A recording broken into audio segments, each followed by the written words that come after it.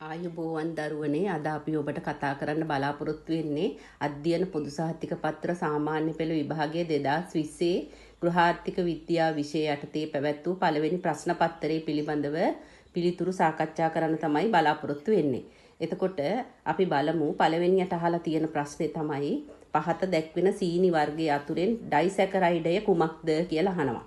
එතකොට සීනි වර්ග දීලා තිනවා ග්ලූකෝස්, මෝල්ටෝස්, ගැලැක්ටෝස්, ෆ්‍රුක්ටෝස් කියලා. එතකොට එතනින් පළවෙනි ප්‍රශ්නෙට උත්තරේ තමයි මෝල්ටෝස්. සීනි වර්ග අතුරින් ඩයිසැකරයිඩයක් තමයි මෝල්ටෝස් කියලා කියන්නේ. ඊළඟට දෙවෙනියට අහන ප්‍රශ්නේ ලයිසින් සහ මෙතියෝනින් යන දෙකම බහුල ආහාර ද්‍රව්‍ය කුමක්ද? එතකොට ලයිසින් සහ මෙතියෝනින් යන දෙකම අඩංගු වෙනවා කිරිවල. පොල්වල බහුලව අඩංගු වන්නේ සංතෘප්ත මේද අම්ලය. ඊළඟට හතරවෙනි ප්‍රශ්නේ යකඩ ඌනතාවෙහි රෝග ලක්ෂණයක් වනුයේ සුදු මැලි භාවය.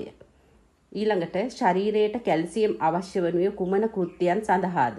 අස්ථි සහ දත් වර්ධනයට. කැල්සියම් කිව්ව ගමන් ඕගලන්ට මතක් වෙන්න ඕනේ අස්ථි සහ දත් කියන ඒවා වර්ධනයට අවශ්‍ය වෙන පෝෂ්‍ය පදාර්ථයක්, ખනිජ ලවණයක් කියලා. ඊළඟට විටමින් B2 හි රසායනික නාමය කුමක්ද?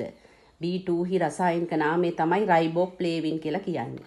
ග්‍රෑම් එකකින් ආසන්න වශයෙන් ශක්තිය කිලෝ කැලරි 9ක් සපයන ආහාර ද්‍රව්‍ය කුමක්ද කියලා අහනවා. ග්‍රෑම් එකකින් ආසන්න වශයෙන් ශක්තිය කිලෝ කැලරි 9ක් ලබා දෙන්නේ පොල් තෙල් වල. ඊළඟට 8 වෙනි ප්‍රශ්නය මේදය ජීර්ණය කරන එන්සයිමේ කුමක්ද කියලා අහනවා. එතකොට ඒ එන්සයිමේ තමයි ලයිපේස් වලින් තමයි මේද ජීර්ණය කරන්නේ. ඊළඟට 9 වෙනි ප්‍රශ්නේ මොකක්ද කියලා බලමු. ආහාර ජීර්ණ පද්ධතිය හා සම්බන්ධ නිවැරදි ප්‍රකාශය තෝරන්න. එතකොට ආහාර ජීර්ණ පද්ධතිය හා සම්බන්ධ නිවැරදි ප්‍රකාශය තමයි පිත්ත ප්‍රනාලය සහ අග්න්‍යාශයක ප්‍රනාලය ග්‍රහණයට විවෘත වේ. දරුවනේ මේ ඕගොල්ලෝ මේ ප්‍රශ්න පත්‍ර සාකච්ඡා කරනකොට ඔයාලා අතෙත් අදාළ අවුරුද්දට අදාළ වෙන ප්‍රශ්න පත්‍රයේ අතට ගන්න. දැන් අපි මේ කතා කරන්නේ 2020 නේ. 2020 බහුවර්ණ ප්‍රශ්න පත්‍රයේ අතට අරගෙන තමයි ප්‍රශ්න පත්‍ර සාකච්ඡාවට සහභාගී වෙන්න ඕනේ. එතකොට 10 වෙනි ප්‍රශ්නේ පහත ප්‍රකාශ සලකන්න.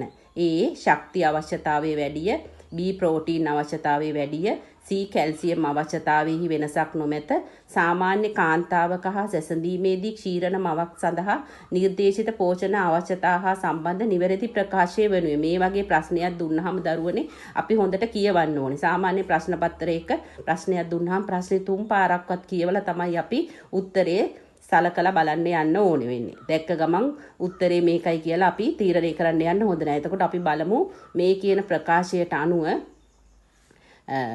ක්ෂීරණ මවක් සඳහා නිර්දේශිත පෝෂණ අවශ්‍යතා හා සම්බන්ධ නිවැරදි ප්‍රකාශය තියෙන්නේ A B C කියන තුනේම මේ සඳහා අවශ්‍ය කරන ප්‍රකාශය තමයි තියෙන්නේ. එතකොට ක්ෂීරණ මවකට අවශ්‍ය වෙනවා ශක්තිය අවශ්‍යතාවය වැඩි, ප්‍රෝටීන් අවශ්‍යතාවය වැඩි, කැල්සියම් අවශ්‍යතාවය වෙනසක් නොමැත. ඒ නිසා නිවැරදි පිළිතුරු තමයි A B C යන සියල්ලම කියන පිළිතුර. ඊළඟට 11 වෙනි ප්‍රශ්නේ පිසීමේ ක්‍රම පිළිබඳ නිවැරදි වගන්තිය කුමක්ද?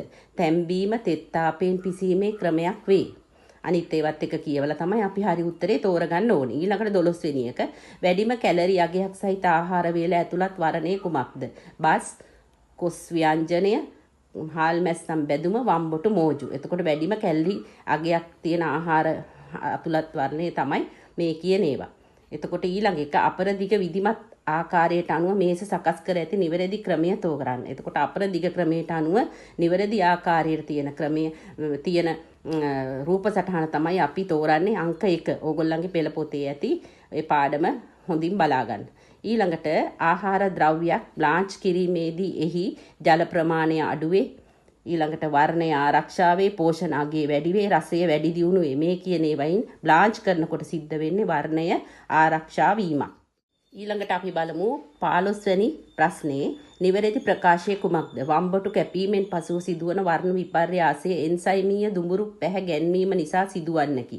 මේක තමයි නිවැරදි ප්‍රකාශය. අනිත් ඔක්කොම නිවැරදි නැතිව සාවද්‍ය ප්‍රකාශ තමයි අනිත් තුනම දීලා තියෙන කියවලා බලන්න. ඊළඟට 16 ආහාර පරිරක්ෂණයේදී සීනි එක් කිරීම මගින් කුමක් සිදුවේද? සීනි එක් කරාම සාන්ද්‍රණය වැඩි වෙනවා. ඊළඟට 17 ශ්‍රී ලංකාවේ බහුලව පවත්නා පෝෂණ ගැටලුවක් වනුයේ යකඩ ඌනතාවයයි.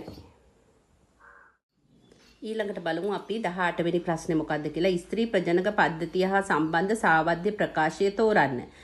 ගර්භාෂය ඇතුළත ආස්තර බිත්ති ආස්තරයේ බිඳී යාම ආර්තවය ලෙස හඳුන්වයි. ඩිම්බය හා ශුක්‍රාණුව සංසේචනය වීම සිදුවන්නේ ගර්භාෂය තුලය. පරිණත ඩිම්බය පිටවීමෙන් අනතුරුව පැලෝපිය නාලයට ඇතුල් වේ.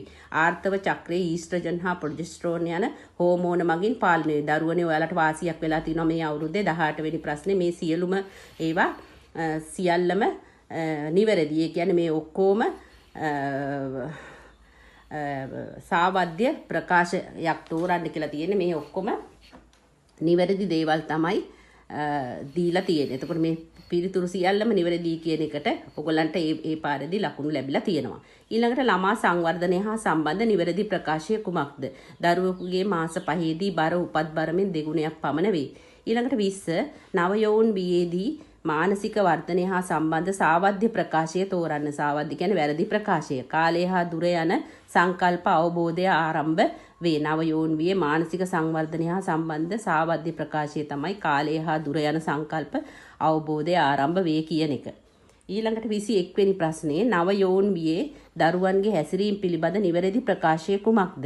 වීරාභිවන්දනයට හා අනුකරණයට පෙළඹේ. නවයෝන් වියේ දරුවන්ගේ හැසිරීම පිළිබඳ නිවැරදි ප්‍රකාශය තමයි 3 වෙනි එක.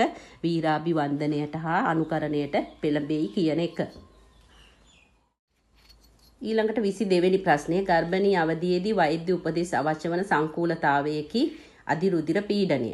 ඊළඟට 23 මාතෘ සායනයකදී ගර්භණී මවකට යකඩවලට අමතරව ලබා දෙන පෝෂකය කුමක්ද? ෆෝලික් අම්ලය. මාතෘ සායනයකදී එක්වරක් පමණක් සිදු කරන පරීක්ෂණයක් හෝ පරීක්ෂාවකි උස මැනීම එක සැරයක් විතරයි කරන්නේ. නවජ දරුවෙකුගේ දැකිය නොහැකි ලක්ෂණය කුමක්ද? සිරුරෙහි මේද පටක හොඳින් වර්ධනය වී තිබීම. වයස අවුරුද්දක් වන දරුවෙකු පෙන්වන හැකියාව කුමක්ද? හුලම් පිර වූ බෝලයක් අල්ලා ගැනීම. 27 දරුවෙකුට මාස 4 සම්පූර්ණ වීමේදී දෙනු ලබන එන්නත වනුයේ පංච සංයුජ එන්නත. මෙම රූප සටහනින් දැක්වෙන මූට්ටුව කුමක්ද? මේ රූප සටහනින් පෙන්ලා තියෙන දරුවනේ ප්‍රංශ මූට්ටුව. ඊළඟට අපි බලමු 29 වෙනි ප්‍රශ්නේ මොකක්ද කියලා. ක්වීල්ට් කිරීමේදී භාවිතා වන මැස්ම කුමක්ද? සිහින් නූල් දුවවීමෙන් තමයි ක්වීල්ට් කිරීම කරන්නේ. මැහුම් ක්‍රමය වෙනස් වන නමුත් මැස්මේ සමානතාවයක් පෙන්눔 කරන විසිතුරු මැහුම් ක්‍රම දෙකක් වනුයේ ප්‍රංශ ගැට මැස්ම සහ බුලියන් මැස්ම. අර නූල ඉදිකට්ට වටේ නූල ඔතලා මහන මැස්ම තමයි ප්‍රංශ ගැට මැස්මයි බුලියන් මැස්මයි. එතකොට දෙකම සමානයි. මැහුම් ක්‍රම දෙකක් නමුත් විසිතුරු. ඊළඟට 31 ලදරු ඇඳුම් 31 ඇඳුම් නිර්මාණයේදී දක්කු රේඛා සලකුණු කිරීමේ අවශ්‍යතාවය මින් කුමක්ද? ඇයි අපි දක්කු රේඛාවත් සලකුණු කරන්නේ අවශ්‍ය හැඩය ලබා දීමට? ඊළඟ 32 රෙදිපිලි සහ ඇඳුම් සැකසීම හා සම්බන්ධ නිවැරදි ප්‍රකාශය තෝරන්න. රෙදිපිලි ඇඳුම් සැකසීම හා සම්බන්ධ නිවැරදි ප්‍රකාශය තෝරන්න. මේ ප්‍රකාශ හතරම නිවැරදි. ඒ නිසා ඔයගලන්ට මේ අවුරුද්දේ ප්‍රශ්න දෙකකින් ඔයගලන්ට ලකුණු ලැබිලා තියෙනවා. සියල්ල නිවැරදි කියන පිළිතුරු යටතේ ලකුණු දෙකක් නිතින්ම ලැබිලා තියෙනවා. ඊළඟට 33 ඇඳුමකට පෝරුවක් දැමීම සඳහා කපුරෙදි භාවිතා කිරීමට පෙර පළමුව කළ යුතු වන්නේ කුමක්ද? කපුරෙදි භාවිතා කරන්න කලින් අපි කරන්න ඕනේ සේදීම. ඊළඟට 34 ඇඳුම් නිර්මාණයේදී භාවිතා වන මිනුම් කීපයක් පහත දැක්වේ. A පපු මිනුම, B ඉන මිනුම, C ඉදිරිපස හරස් මිනුම, D උරහිස් මිනුම, E අතාග මිනුම. මේවා අතුරින් පිළිවෙලින් වක්‍ර මිනුම් සහ ඍජු මිනුමක් වන්නේ. එතකොට පිළිවෙලින් වක්‍ර මිනුමකුයි ඍජු මිනුමකුයි වන්නේ මොකක්ද කියලා අහනවා. එතකොට B කියන්නේ ඉන මිනුම. ඒක වක්‍ර පළවෙනිට අහන්නේ වක්‍රනේ. එහෙනම් වක්‍ර මිනුම ඉන මිනුම B තමයි වක්‍රව අපි ගන්න මිනුමක්. එතකොට C තමයි ඊළඟට ඉදිරි හරස් මිනුම ගන්නේ අපි ඍජුව. එතකොට B සහ C පිළිතුර තමයි පිළිවෙලින් යහන්නේ. එතකොට පිළිවෙලින් තියෙන උත්තර දෙක අපි ගත්තාම B සහ C. ඊළඟට නිවැරදි ප්‍රකාශය තෝරන්න කියලා අහනවා. නැත්නම් නිවැරදි ප්‍රකාශය කුමක්ද කියලා අහනවා 35 වෙනි ප්‍රශ්නේ. ළමා ගවුම ලිහිල්ව මැසිය යුතු වේ කියන එක තමයි නිවැරදි ප්‍රකාශය. 35 වෙනි ප්‍රශ්නෙට අපි යමු. 35 වෙනි ප්‍රශ්නෙන් අහන්නේ නිවැරදි ප්‍රකාශය කුමක්ද? ළමා ගවුම ලිහිල්ව මැසිය යුතු වේ. ඊළඟට 36 ගෘහී අයවැය ලේඛනයක ඇතුළත් අත්‍යවශ්‍ය වියදම් දෙකක් වනුයේ. අයවැය ලේඛනයක තියෙන අත්‍යවශ්‍ය වියදම් දෙකක් තමයි ඇඳුම් පැළඳුම් සහ ආහාර. මේක අත්‍යවශ්‍ය වියදම්. අනිත් ඒවා අත්‍යවශ්‍යම නොවන වියදම් ගණයට අයිති වෙලා සමහර ඒවා අත්‍යවශ්‍යයි සමහර ඒවා අත්‍යවශ්‍ය නෑ. උත්තර දෙක බලලා හරියටම දෙකම තියෙන්න ඕනේ අත්‍යවශ්‍ය වියදම් දෙකක්. එතකොට අපිට බලන්න පුළුවන් වෙන්නේ හතරවෙනි පිළිතුර ඇඳුම් පැළඳුම් සහ ආහාර කියන පිළිතුර. ඊළඟට 37 ගෘහීය